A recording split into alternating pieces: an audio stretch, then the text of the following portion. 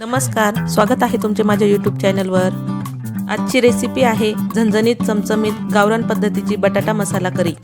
लहान आकाराचे बटाटे घेऊन त्याची साल काढून चमच्याने सर्व बाजूंनी छिद्र करून घेतलेले आहे। सर्व मसाला मिक्सरला बारीक करून घ्यायचा आहे।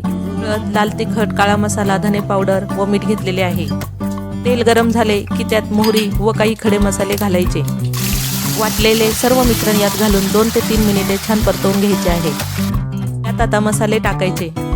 मसाल्याला छान तेल सुटेपर्यंत चांगले परतवून घ्यायचे आहे।